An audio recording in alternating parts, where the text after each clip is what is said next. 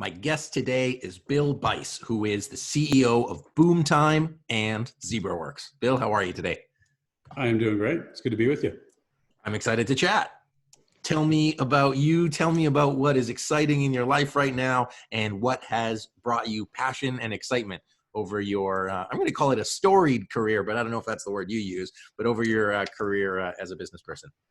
Well, I love how you put that. You know, everything is exciting for me right now because, we're in the midst of this just crazy crisis, which has really fundamentally sped up every trend that I was betting on. And now we're all living, we're learning how to live a decade in 1 year. Like it's all being compressed, and whatever was happening in your industry and whatever you were expecting, how things were going to be 10 years from now, it's today instead. Yeah, absolutely. So contextually for our listeners, Bill has founded and invested 27 companies. He started his first company at 18, built it to an 8-figure business, and really just, I assert, loves marketing, and I'm a marketer by trade, so I know what kind of weird stuff goes on in the brain there. But Bill, tell me about your sort of approach to entrepreneurship, to business building, to marketing. What drives the engine that is you? Well, I started that first company when it's actually a great time to do a startup when you don't have a mortgage, don't have kids, don't have those kind of responsibilities. I would argue that you need to make the jump anytime that you really have the push to do it. But that was a great time for me to do it. I had absolutely no idea what I was doing, and at the same time, I actually thought I knew everything already. So I wasn't open to advice and help. So it took me a long time to figure out how to run that company. But eventually, I got a good team and we got it figured out. And the last 5 years, we doubled almost every year. Got on the Inc. 500 for 3 years in a row, and really dominated our niche. And that's one of the things that because of that experience, I've always loved to do, which is have really well-defined niches where you know exactly who your customer is. Makes it much easier to market to them when you really understand them and you can bring a depth of expertise to that client base. And so I've just always used that model. And because of the success of that first company, I got to start a small VC fund and invest in and work with a lot of entrepreneurs, which has just been a blast. Cool. So you learned at a young age how to run a company. You've taken that through into yourself and other people's companies. So I'd love to hear about, what sort of the secret ingredients you see. Also love to expand on, dominating the niche, like what that really means. And of course, the COVID context of how that applies in 2020 and beyond. But even then, what is the importance of that? And then how either do you approach that from a CEO to communicate that throughout the organization, or how do you communicate that from a marketing leader's perspective and get that to everybody else to think that way? So why don't we start with your lessons learned about running a company and what you found like it is required to be a successful company and be a successful leader? Well, the biggest mistake I made in that first company is really what I just mentioned, and it was not taking advantage of this really amazing capability that we have as humans, which is to project ourselves into the future and really understand what that potential looks like. And the best way to do that is to go find people who have already done whatever it is you want to do. And because I wasn't open to mentorship, I had to learn all those things myself. And yet there's absolutely no reason to put yourself through all that pain and suffering, because I've often found that by the time you talk to 4 or 5 people that are either prospective customers or people who've already had the experience of doing what you want to do, you tend to, as long as you get some diversity in that group, you tend to learn 90% of what you're going to find out by talking to another 100 people that have been there and done that. So it's actually not that hard to really figure out what that future looks like if you just put in the effort to reach out and to talk to people who've already been there and done that. And then your ability to be successful is so much more likely given that experience. Do you find that when you're investing in these companies and presumably mentoring other people, that is that the advice that you give them to say, hey, talk to 5 people, get them to ask them, or do you find that do you have to do a little bit more coaching or developing or framing of the situation to get people to, I guess, buy into that? I think it takes some effort. Like to be an entrepreneur, you have to have this level of confidence and assumptions you've made about the world. But the truth is very few of us are Steve Jobs, where we can just see the vision of the perfect product and it's right enough and big enough idea that even the things that he got wrong didn't really matter. That just does not describe 99% of entrepreneurs. So I'm a huge fan of the lean startup iterative approach, and it requires that you go out and constantly talk to customers and constantly learn and get better. It's just a vastly better way to really do anything, but particularly in building a company. I hear like an undertone of really customer first, and presumably at all levels of the organization being having that understanding, like drive business decisions, driving strategic decisions, driving operational decisions, driving leadership. Yeah, and I think it's the CEO that has to do it because it is such a common mistake in businesses for even if you have that attitude, if you if if you have somebody else go do it, you hire a VP of sales and they come back to you and said, well, this is what I hear from the customer. Then you always question, is it because you hired the wrong salesperson, or is that really what the customer feedback is? And the real issue is that only the CEO can control every aspect of the business in order to change it to match whatever you're really learning from the customer. So it's crucial, no matter where you're at, from startup to really established business, that the CEO always has customer contact and always has that exposure to what's actually going on in the market.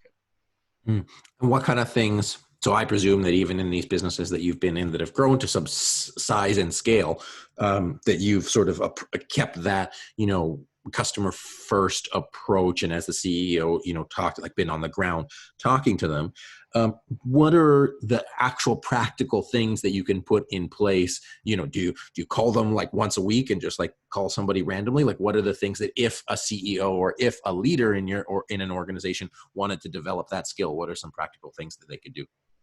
Well, any method you pick that gets you in front of and talking to both your current customers and the prospective customers of where you want to go is going to get there. And so you got to listen to both, right? You got to listen to your team.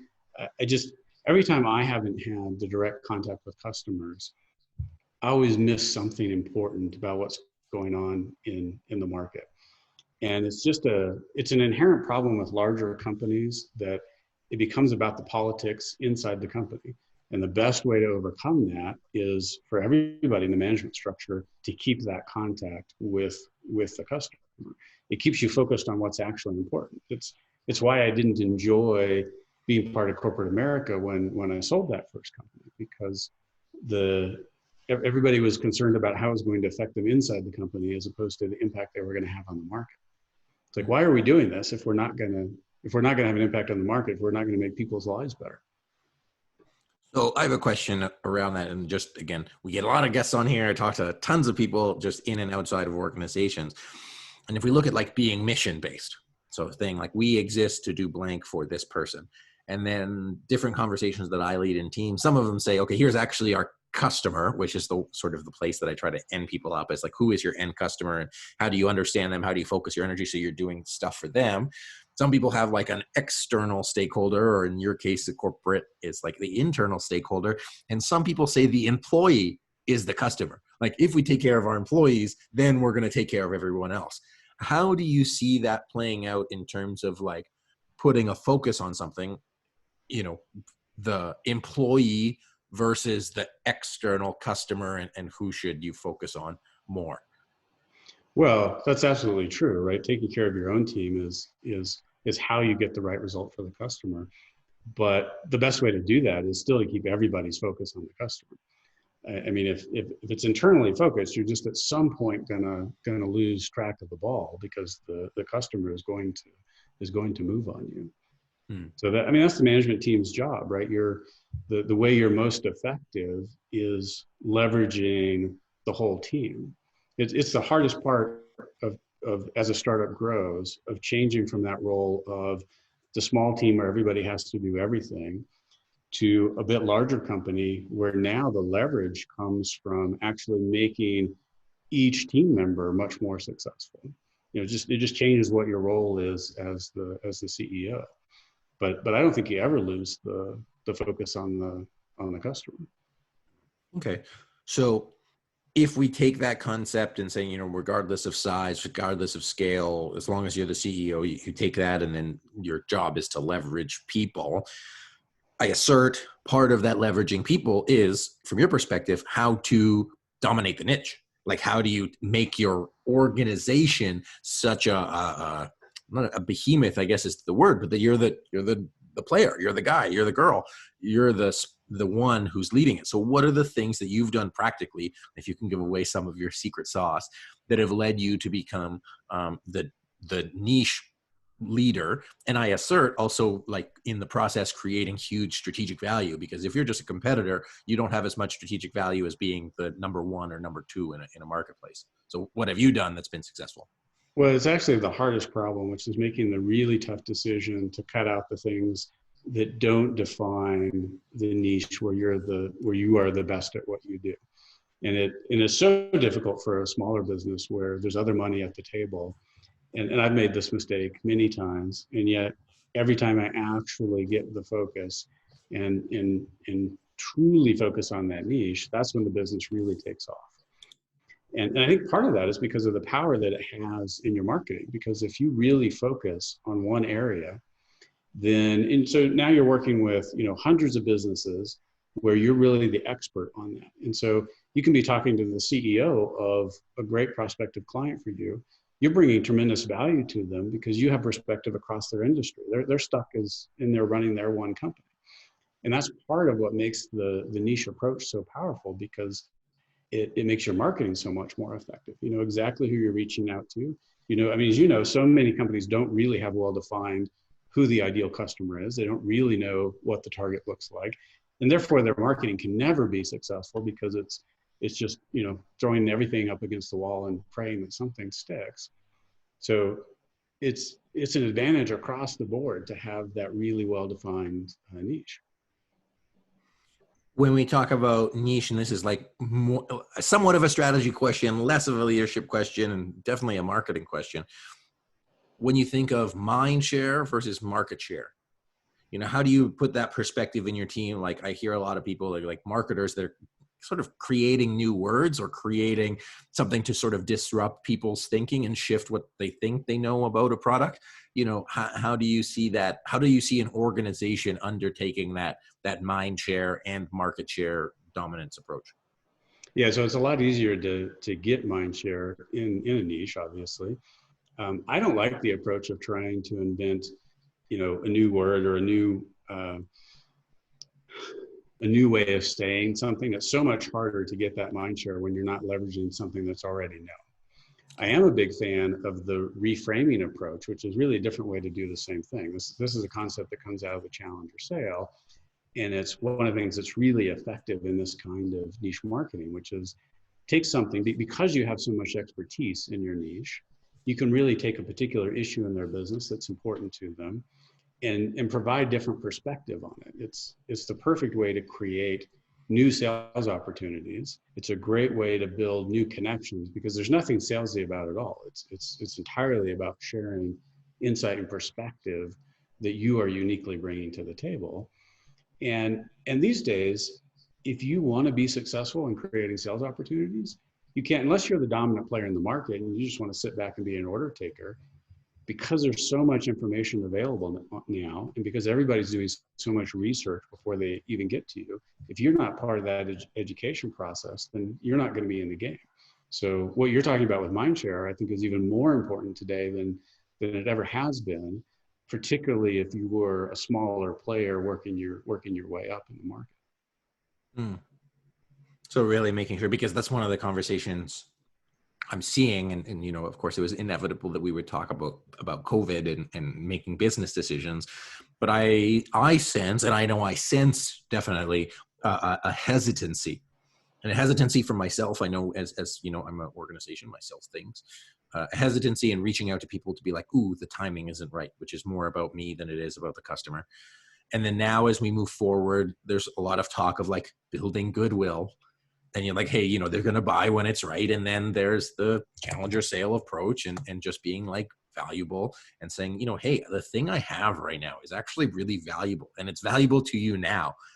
You know, what do you say to those organizations that maybe they've been doing something a certain way and they've had traction, like they are successful, and now the way that their business model has changed is going to require that they change their marketing approach, change their sales approach, change their value proposition, and how do they go about actually communicating that in a way that feels comfortable to them, because the like comfortable thing they used to do is gone. They have to actually move into discomfort before they can move to comfort. So how can they do that successfully? Yeah, so the worst thing is going dark, which a lot of companies do in a crisis like this because they're not exactly sure what to do. It's like, but it is the worst thing that you can do. And you know, at a minimum, you need to go through and address sort of every message and the tone of every communication in order to be appropriate in this time period. But if you do that, then you can stay relevant. And this is a perfect time to be reconnecting with your customer, because you are going to have to make pivots in your business to be successful moving forward, because those trends are accelerating so dramatically right now. I mean, you know where things are going in your business. It's just now you're already there. And so whatever you've been worrying about, it's you know, it's at the forefront today. So this is the perfect time to reconnect with your customers, learn how this is affecting them, and be relevant when this is happening. And what's really amazing is marketing is working so much better right this second. And we see it, you know, so I follow the data. To me, it's marketing is all about the analytics. And we are seeing so much more engagement and relevance in this time period. And part of it's because people are stuck at home and they're spending more time online. Part of it's because they're looking for new solutions to the problems they're now having. And so this is one of the best times to recommit to your marketing. Depending on your business, it may not translate directly into an increase in sales today, but it's going to build relationships. It's what you were talking about. It's going to create that goodwill. But we see this over and over again in a recession. The companies who invest in their marketing in a recession come out the other side much stronger. And so you got to decide whether you want to be one of those strong companies. And then how do you make that decision? Do you make it as and again, this is in your experience, to just like go for it as a CEO? How do you get people on board with that process? Well, I don't think you really have any choice, quite frankly. So presuming you have the strength and ability to make it through the crisis, then you have to choose to invest and hit the gas, because otherwise you're going to come out the other side weakened by this crisis instead of strengthened. And if you're playing the long game, I'm a huge fan of Simon Sinek's new book, The Infinite Game, which is all about the long game of business. And everybody likes being part of something bigger. If you're in this for the long game, and it's not a, you know, monthly financials, quarterly financials kind of perspective, then I don't think you have any choice but to invest in this time period. Well, I equated it to a slow burn, because I see some people who are like, oh yeah, like it'll be how it'll be, and then we'll just come out and, you know, everything will be back to normal. But I don't think it's going to be back to normal. And I'm trying to avoid using the word the new normal, but some people are just saying, hey, like it's just going to go back, and like not reacting to it at all, or just like a wait and see attitude. And then there's the sort of like the change perspective around it. You know, just writing an email now, it's around like, hey, you know, like your team is new. Even if it was the same team, the game is different. And so you have to sort of like reshape the game, reshape everything. And this was like the catalyst, whereas some people already were just like, you know, it's working pretty good, we're fine, why change it? And I think marketing, unless you're a driver in marketing, sometimes marketing can take a backseat into more, I don't know, organizationally focused organizations. It's sort of like an afterthought. Thoughts on how you see marketing, or how you've seen people equate marketing, maybe prior to you being in the room? Well, it's just not, it's not going to just come back. The world has changed by this. The effects are going to be way too lasting. The new habits that are going to get formed out of this are not just going to change back overnight. So when we look, I mean, we specialize in B2B marketing, which, you know, is traditionally an area that's driven by face-to-face meetings, conferences, networking events. Well, those are all gone now. And when we get to the other side of this crisis, there's going to be pent up demand to go out and see people again. But we've all learned how to conduct business without the same level of travel. We've all learned the benefit of making connections over Zoom and being able to get a deeper relationship much more quickly because of video. You know, it used to be you spend all this time making phone calls so that you could then spend the money to go on a plane to go see somebody in person. And now the very first time you talk to them, you're seeing them in person. That has a dramatic impact on what go-to-market is like. And the end result of that is that you have to move your marketing forward to this new digital age. You don't have any choice. I guess the other choice is to be irrelevant. But if you want to be in business, then you have to make this jump forward. You may have been able to survive off of going to trade shows and conferences in the past, but are you still going to be in business 18 months from now if that's your primary route today? So we're working with all kinds of businesses that have just suddenly had to adjust to that shift. And it has been overnight, but it's not going to pop back. The sooner you tackle this, the better off you're going to be. Yeah, absolutely. And I think it changes your entire supply chain business model if you want to approach it that way, because I think it should. It should add value. It should decrease your costs. It should increase, everything that you do and the speed of what you do, so long as you're open to making that transformation and being okay with it. And then on the talent side, right? So that's really the customer side, but the talent side, the best talent, they're just not going to go back to. So imagine if you're building a company in Silicon Valley and right now you're running around a free shuttle with great Wi-Fi so that somebody can sit in comfort for the 2-hour commute to get to your office. Well, now they're working from home. They're not going to get back on that shuttle again. It's just not going to happen. Twitter's already accepted this and said, you know what, you can work from home permanently. It's gonna change the talent race from this point forward, because people are finding out that they're more productive without the commute, without the travel. If you want the best people, you're going to have to support that and add that to your business, even if you want to have a core at the office.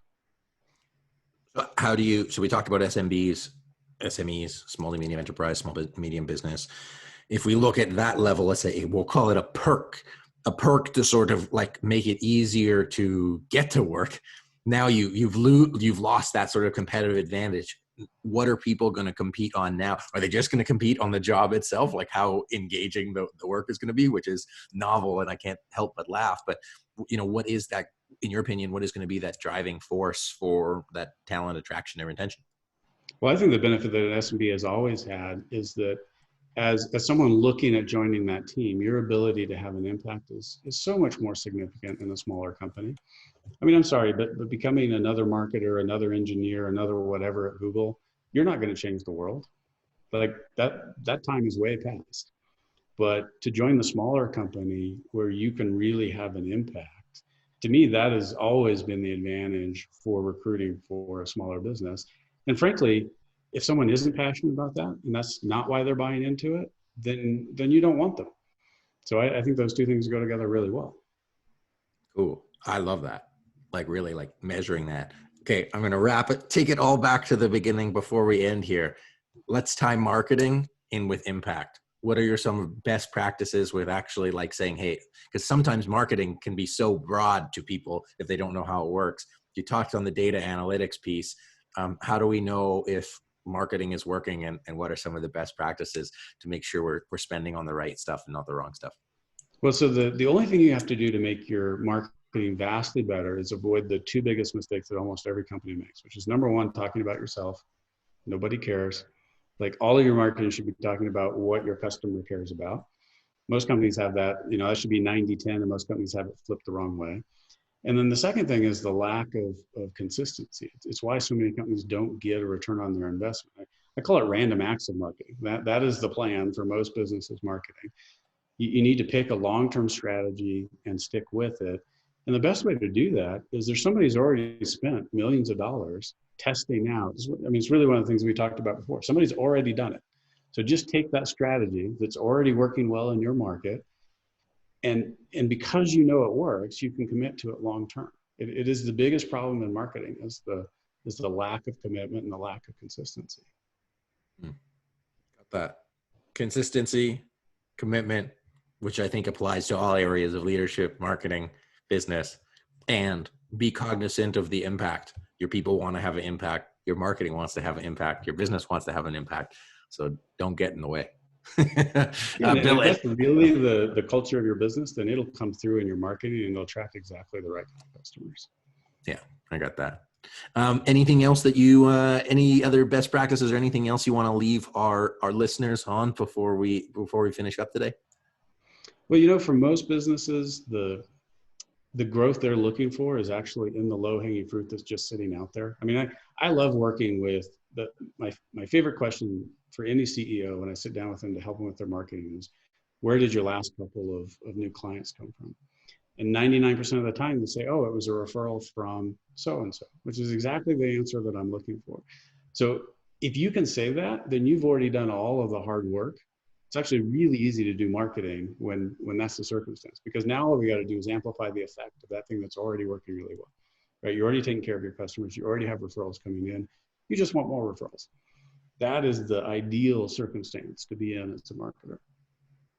And if they're not getting referrals? Well, that's a whole nother problem, because there's no point in focusing on marketing if you haven't solved that problem, right? So if you can't go acquire the first couple of customers just, through pure grit in your own network, and you're not doing the right things to make them happy that generates referrals, then don't do marketing, because you haven't built the foundation yet. It's just going to be wasted money. I got that. That's awesome. Thank you, Bill. Well, I think that's, a great, it actually leaves more questions than answers, but I suppose if you're a leader listening to this, and if, taking it back to your organization and your team, getting really connected to what the customer wants, engaging in a regular system for checking in, measuring the impact of what you're doing and the impact on your people, and then, getting to a place where you can dominate your niche, and if you're not there and you're not getting referrals, then there's work to be done. So Bill, how can people get a hold of you? How can people learn more about what you teach, what you talk about, what you live, in terms of marketing and then management as well? Yeah, that was an awesome summary. Thank you. So you can find me at CEO@boomtime.com. That, of course, is the website. Also, you can find me on LinkedIn, where I'm demonstrating the things that we talk about in terms of how to do great marketing. That's awesome. Bill, thank you so much for joining us today. It's been fun. Oh, my guest today has been Bill Bice, who is the CEO of Boomtime and Zebraworks. And as we talked about through the podcast, the world is changing, life is changing, business is changing, and marketing is the one that pays the bills. And so, if you don't believe it or not, your business is changing. And I really encourage you to take some of Bill's thoughts and expertise to heart, incorporate that within your team. It'll help you not only be more resilient for the years to come, but it'll help you dominate your niche, help you be successful long-term and the short term. So if you know somebody who is looking to acquire greater skills in marketing, business, or management, be sure to send them this podcast.